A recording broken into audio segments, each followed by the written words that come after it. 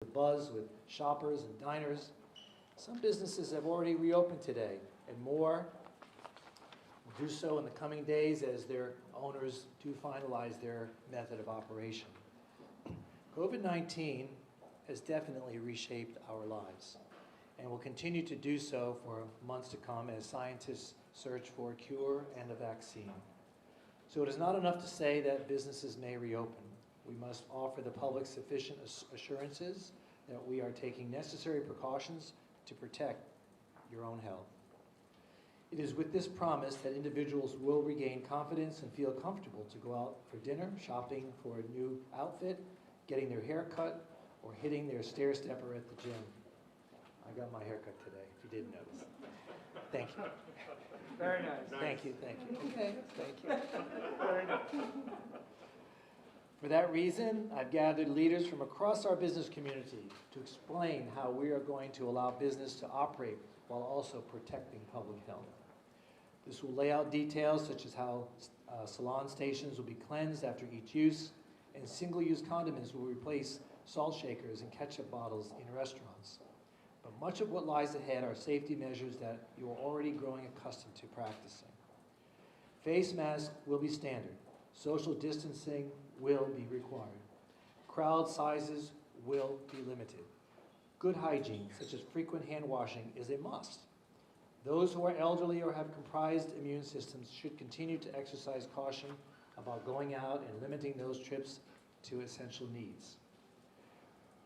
We've learned many vital lessons about managing COVID-19 in the time in which only essential businesses could be open and families sheltered at home.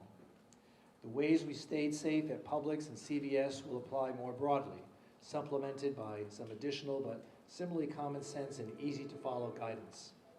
Let me state this emphatically. Our efforts to fight COVID-19 have worked exceedingly well. We have met the public health measurements to move into phase 1 of reopening. The infection rates have steeply declined in our community, thank God.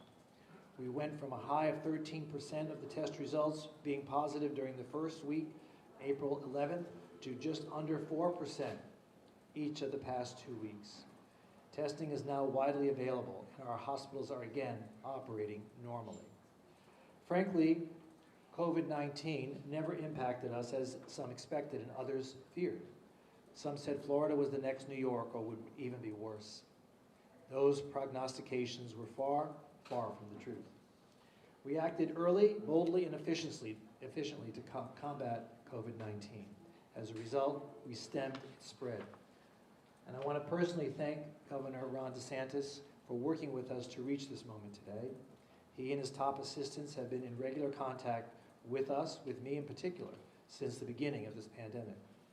They offered assistance wherever we asked, including joining our effort to establish a testing site right here in our city. They focused on the empirical data of COVID-19 infections. And in their decision-making, as a result, they neither rushed to reopen our area nor unnecessarily delayed the move. What is occurring today is in accordance with the guidelines for the reopening established by the Centers for Disease Control and the White House. In addition, though, a lot of thought went into the specific plans being implemented for our community. As your mayor, I created a Blue Ribbon working group of more than 20 of our top business executives, neighborhood leaders, and medical professionals to provide their best ideas on how our community should open. They all understood that while we were anxious to return to work and get back to those activities we so enjoyed, we had to do so in a phased, cautious fashion in order to avoid any rebound in the virus.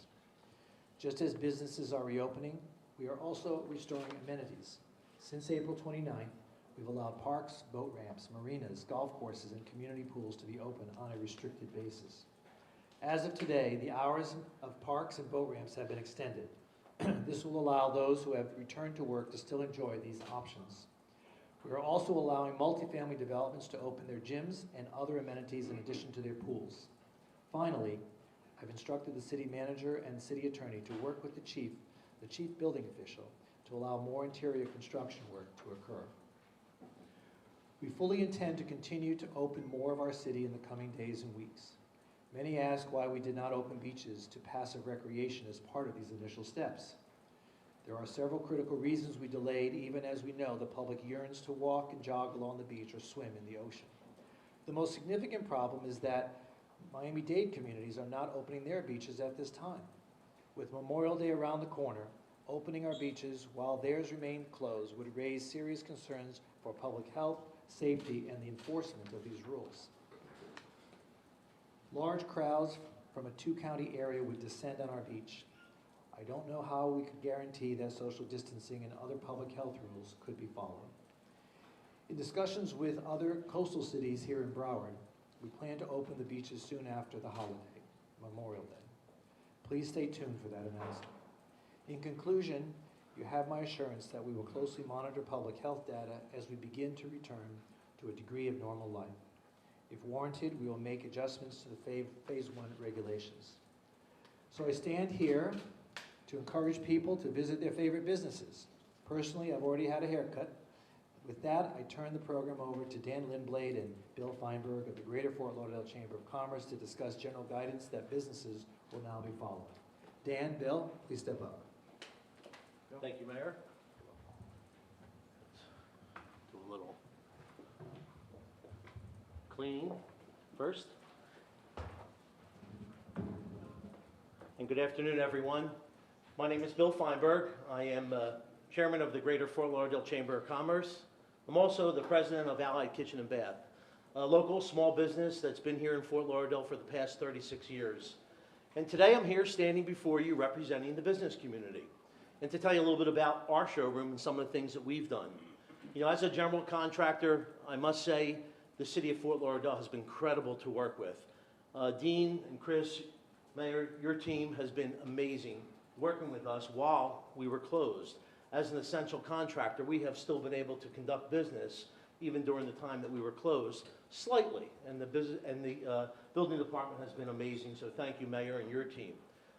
We have taken many steps, and I encourage all the businesses to take the same steps, and that is making sure that our showrooms and our stores are clean, that they're safe, and that we're taking all the precautionary measures to make sure that we social distance, that our clients come into our showroom wearing masks and gloves, and just really doing things in a smart manner so that we do not wind up being closed down. We have to do this smart. We are so lucky to be open in such a short amount of time. Many people thought this was going to be much longer. So we are in a position right now where we can be the face of South Florida, the face of America, and show how we can do it right. As a community, I believe that we are stronger now than ever. We will come back stronger. We were the 12th largest economy in our nation, and we will come back stronger than ever. I encourage everyone to work and support our small businesses. Let's buy American. Let's participate and shop at our local stores and do everything that we can to support our local businesses. With that, I would like to just turn this over to Dan Lindblade, the CEO of the Greater Fort Lauderdale Chamber. Thanks, Bill. Let me get this off. There we go. So one of the things that I think is really important as we enter Phase 1 is to really step back for just a second and think about all the people who have lost their jobs. Thousands of individuals have either been furloughed or have lost their work. Hundreds and hundreds of companies have ended up not being able to make it. We had a new business every hour shutting their doors for good. So we're in a position now where, while we're excited about reopening our economy and we're excited about moving forward slowly, cautiously, optimistically, we have to make sure as a community of business leaders, as a community of residents, buyers, of our purveyors of goods, that we go in and apply all of the standards that we've been talking about. The protocols are there. The mayor was the first mayor in South Florida to establish a task force to set forth these protocols. And those protocols are going to be followed. And the business community and our residents are going to hold hands together to make sure that we keep our masks on, we keep our distances, and we make sure that we love it local. One of the campaigns that we're putting together right now, countywide, is a Love It Local campaign, and that's going to be focused on returning to those companies that are selling locally here. Finally, I'll share with you that right before we came over here, we had a countywide webinar going through all of the different standards and protocols. There's a big educational front that we have to put out there. We have handouts that we've given the media today to kind of go through a checklist and guidelines that you're going to hear more about from our speakers and our owners of businesses here. But let's just approach this with eyes wide open.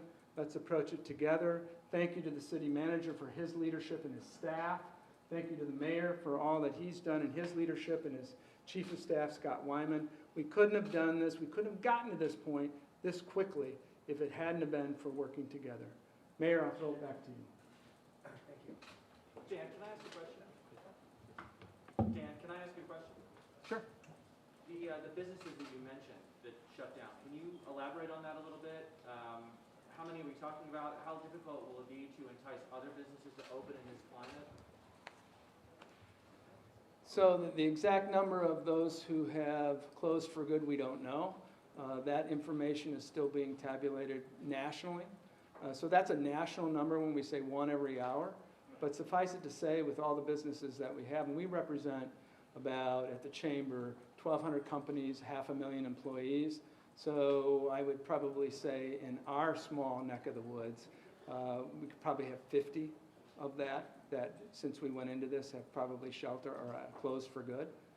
What are they going to do to incentivize this? Obviously the CARES Act was big to sustain some of the companies. The unemployment, while it's been difficult, the money that came down, the extra $600 from Congress and the money that comes through $250 from the state, that's going to help people get back on their feet and start spending some money. So we look at it as a real opportunity. All the signs that we had at the beginning, right before we went in this, our economy was cooking. So there's no reason why we can't bring that economy back, but we're going to have to approach it logically and slowly. Thank you, Dan. Thank you so much. Thank you. You know, I think a shout out is definitely deserved by our city manager, his staff. He's here, I know, right over here. Thank you so much, Chris Lagerbloom, his staff, everybody that has worked together to make these things happen, to coordinate efforts with the county and with other cities. I also want to thank our police chief, Rick Maglione, who's also here. Thank you so much for organizing our first responders along with our fire chief, Rhoda May Kerr. Thank you. You know, we have an outstanding city staff from one end of the spectrum to the next, and I cannot thank them enough for the extra effort each and every one of them has made, weekends, at nights, just taking on challenges that we never before had to encounter. So thank you, folks, for being there for the rest of the community. So I now would like to introduce Tim Petrillo of the Restaurant People and Mike Weymouth of the Las Olas Company to discuss restaurant standards. I'm sure so many of us have never realized what eating at home meant until this past couple of months, and now we can hopefully return to dining out and taking advantage of the wonderful opportunities we have here in Fort Lauderdale. Gentlemen?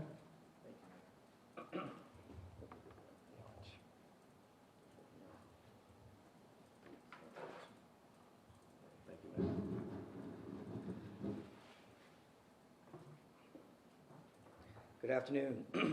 I just want to thank the mayor for his leadership during this unprecedented time. I can tell you that I was fortunate enough to work on that task force, and he really reached out to people to make sure he understand the issues that the business community was facing. So I appreciate that, Mayor. Thank you. I can't imagine that there's been a more challenging time to be a mayor than in the last year in the city of Fort Lauderdale, so it's a great job. As we begin to open our restaurants, we're super excited to get back to business. We will remain closed until Thursday because we are doing 3 days of training in our new COVID environment. As we begin to open our restaurants, here's what you can expect from the Restaurant People. The Restaurant People is a company that's based in Fort Lauderdale. We have 12 restaurants here in Fort Lauderdale, and 45 restaurants in 5 different states. We are committed to make sure that we are opening the safest, cleanest environments possible. I can assure you we've gone to great lengths to make sure our guests will feel safe and enjoy dining out once again. We will be practicing social distancing, outlining areas for guests to adhere to. We will be operating at 50% indoors and 100% outside, but making sure that we're staying 6 feet apart. In regards to sanitation and cleanliness, we have engaged sanitation experts to come in and train our staff to proper way of cleaning and sanitation of the COVID environment. Our restaurants will be safe. Each employee will be certified safe, and a certificate will be given to them upon completion. Each night, we will do a deep cleaning of our restaurants to make sure that we are clear of any contamination and in cohesive with the CDC guidelines.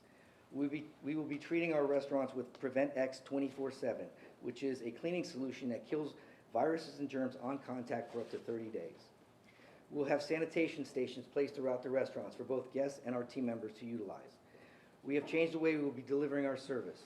We will be using digital menus or one-time use paper menus for the guests, and it will be disposed of after each use. Full sanitation protocols will be in place once our guest has finished their dining experience.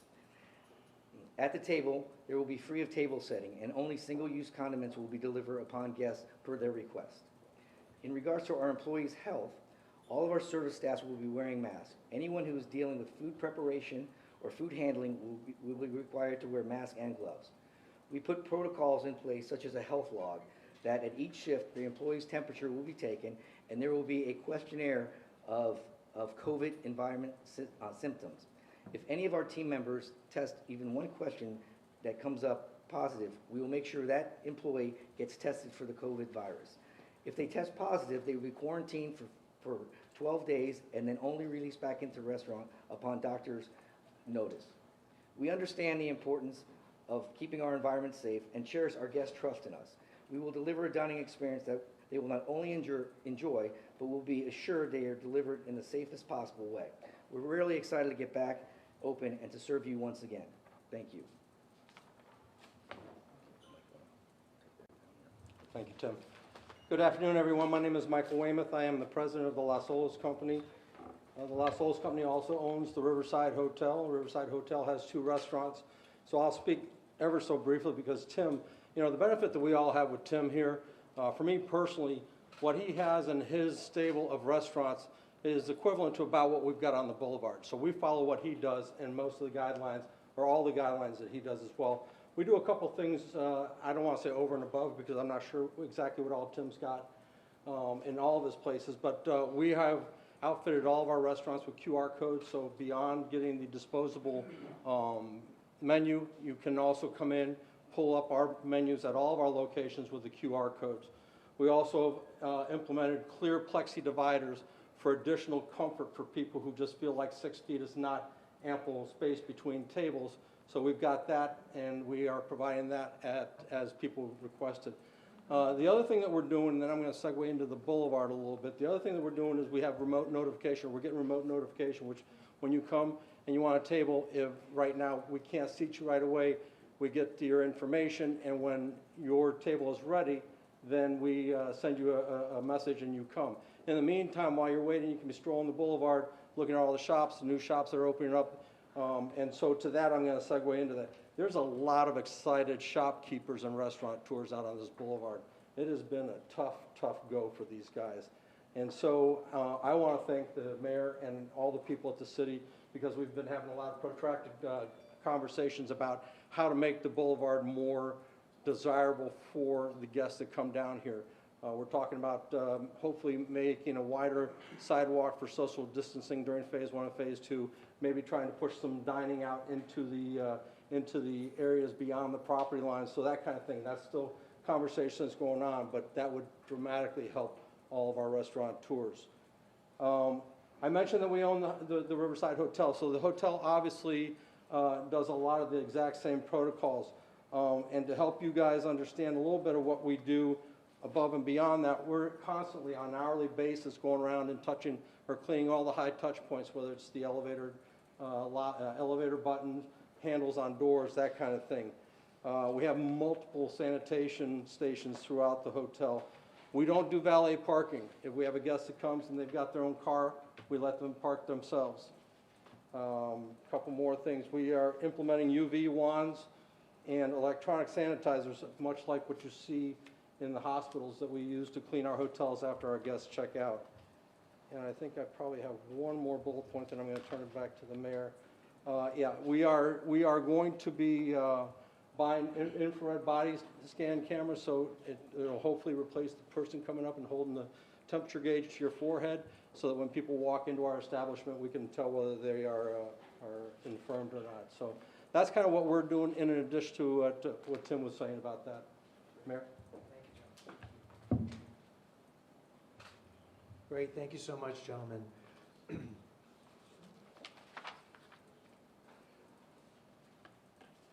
Notice my mouth guard is purple, very fashion forward. Just want you to notice that, okay? Now we're going to hear from Melissa Milroy from the Galleria Mall to discuss what the retail establishments are doing to move forward into phase one. Melissa. Thank you, Mayor, and thank you so much. I do want to commend Mayor Trantalis and Chris Lauderdale, our city manager, for all they have done over the last couple of months to ensure our safety and everything else that we've been going through. So I'm just going to highlight some of the things that the Galleria, well, let me start with this. The Galleria did start welcoming our customers and employees back to the center today. We represent a little over 2,000 employees at the center, so a lot of them are happy to get back to work, albeit the mall does look a little bit different today. Certainly not all of our stores and restaurants will reopen today, but we're getting back to that phase, which is welcoming. Some of the things, I'll highlight a few that we've done to ensure our shoppers' safety and confidence in coming back to the center include certainly mask requirements. I know we're all wearing masks here, but it's required for all of our employees and customers as they enter the center. We have increased signage and reminders throughout the center, various signage promoting safe social distancing, health and safety standards, including traffic flow, queuing recommendations for elevators and escalators. We'll only allow one person or one family in an elevator at a time. And amenity availability, such as our common area furniture. It's all been moved around to ensure safe social distancing. Hand sanitizer stations. We'll have additional stations that will supplement all of the existing locations throughout the center. We've always had them, but we're just supplementing what we've always had to encourage safe hygiene practices. Touch-free interactions, touch-free points of entry. All of the doors will remain open, as well as touch-free solutions for our public restrooms will be in place to give peace of mind to both our employees and our shoppers. Water fountains, even if they're touchless, will be closed. Restrooms include an enhanced cleaning schedule that's been developed up to the CDC guidelines. Strollers and wheelchairs, those type of amenities will not be provided until further notice. Curbside delivery, which is something that some of the stores and restaurants, while they've been closed, or restaurants I should say, will continue. We do have curbside delivery specific pickup locations in our garage, and once all of the stores are open, those that will offer curbside delivery pickup, that will give customers the ability to call and have somebody bring it out to them if they don't feel comfortable entering the center. Guest services will remain closed for right now, so we have signage posted at guest services. If anybody does need anything, they're welcome to call, and we will answer the phone and help provide them with any assistance that we can.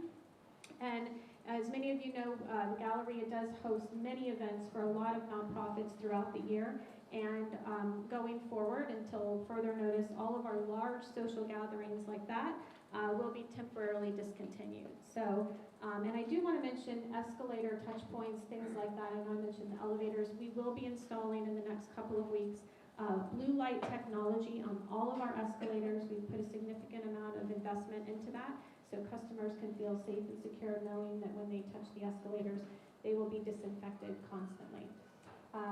We have the capacity for each floor posted right now at 50% on all of the windows, so customers can feel confident knowing that there are only certain amounts of people allowed in each space, and the retailers do know that number as well as the restaurants. And I hope that everyone will, when they feel confident and safe to come out, will come out and visit us. We certainly look forward to welcoming everybody back. Thank you so much. Thank you, Melissa. Really appreciate your being involved here today. We have two more speakers. The next one we have Destiny Scolante of Sulo Salon and Day Spa, who will talk to us a little bit about how salons will be reopening to protect public health. Destiny, right behind me. There you go. Thank you very There much. you go. Good job at pronouncing my name.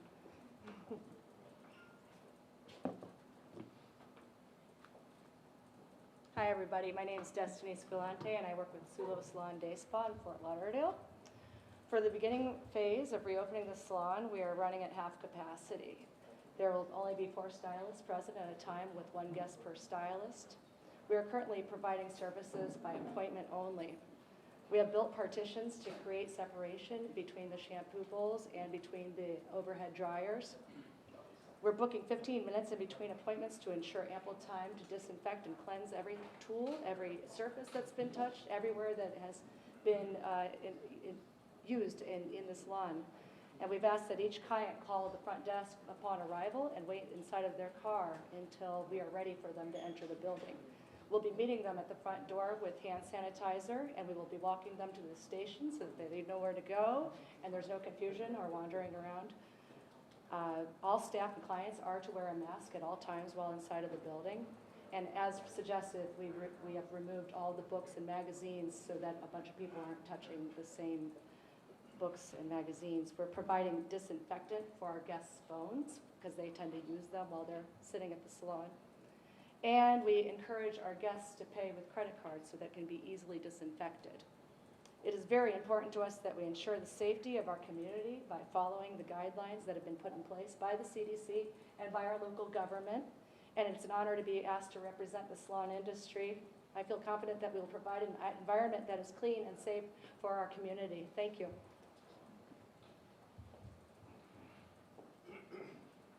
Thank you, Destiny. I can attest to some of these protocols. Today, when I sat down in the chair to get my haircut, I was covered in plastic.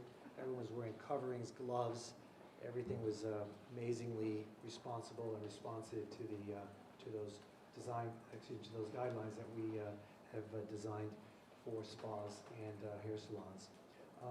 So finally, I'd like to introduce Clay Flotz of the Powerhouse Gym to speak regarding what measures gyms will undertake once they're effectively opened. And then right after that, we'll be happy to take questions. All right, Clay, are you here?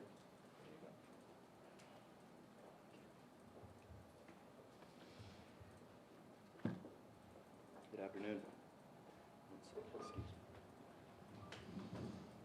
Hi guys, my name is Clay Floats. I own Powerhouse Gym, Fort Lauderdale, and I was engaged by the mayor's task force to provide some operational insight on how the CDC guidelines and best practices for mitigation could be applied to the context of gyms. So the aim here is to reduce the potential for health clubs to become vectors of transmission, right? And the guidelines were designed to support this aim through these various means of mitigation. First is 50% capacity, right? That's to reduce the occupational load of the space and thereby just creating one more barrier or veneer.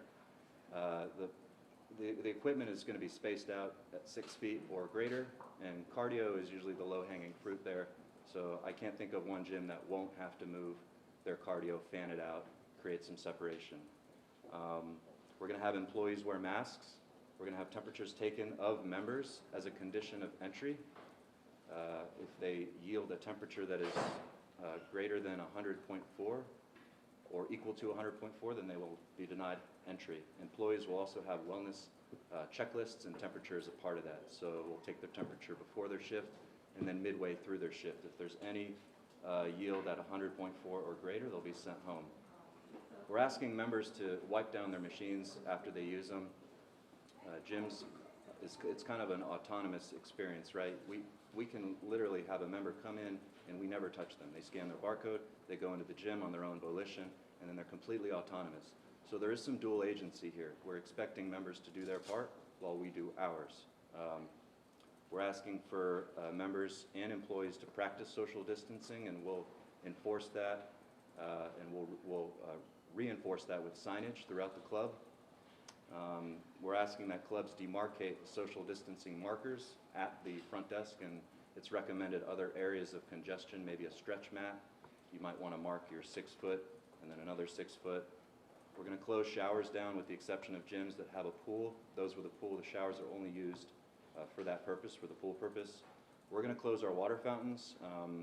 Bottle filling stations are a good alternative if you have them, but the default, I think it's better safe to just close them down. Any gym that has a daycare, we're asking that temperatures be taken of the children. Any temperature yielding at 100.4 or greater, they get sent home.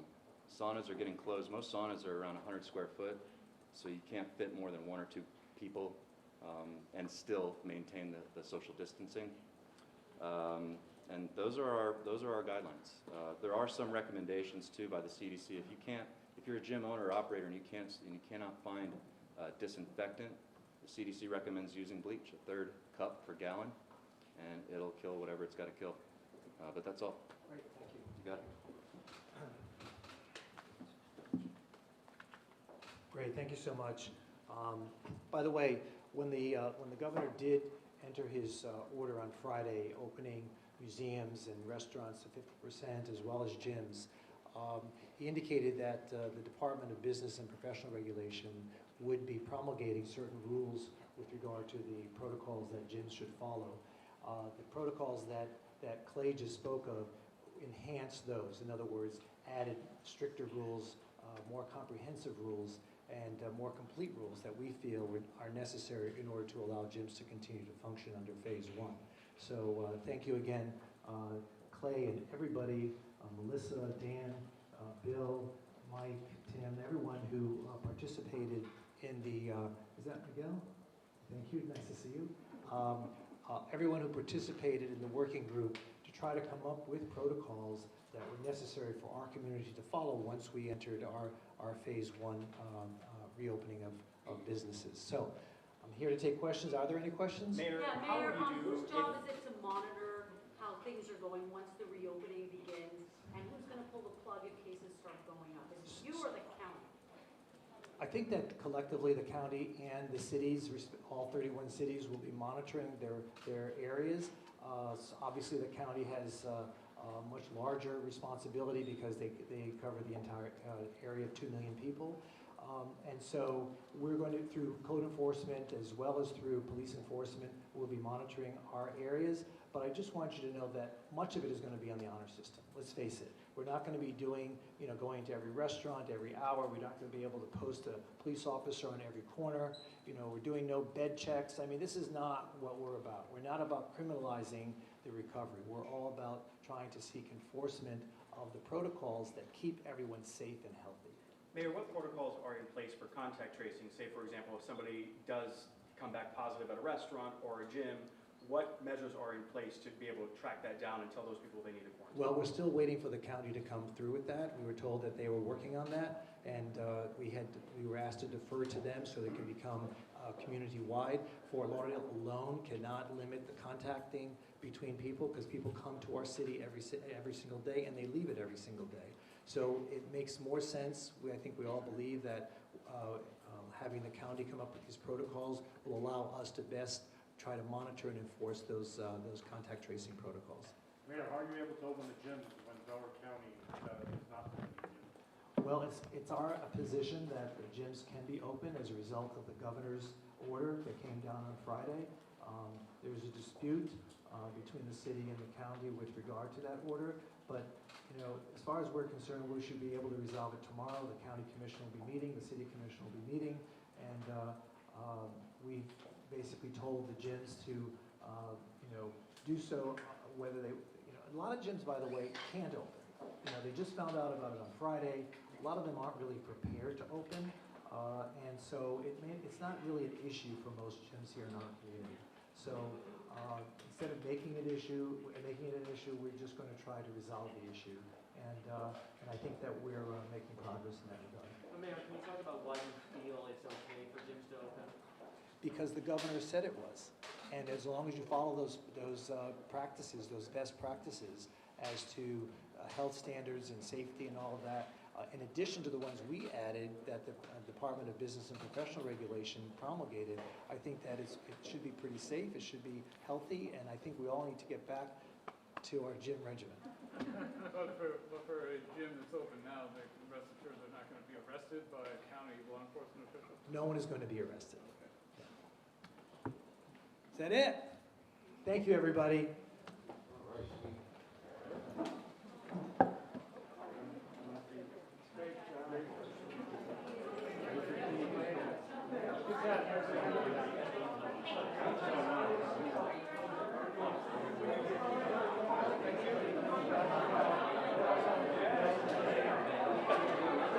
No,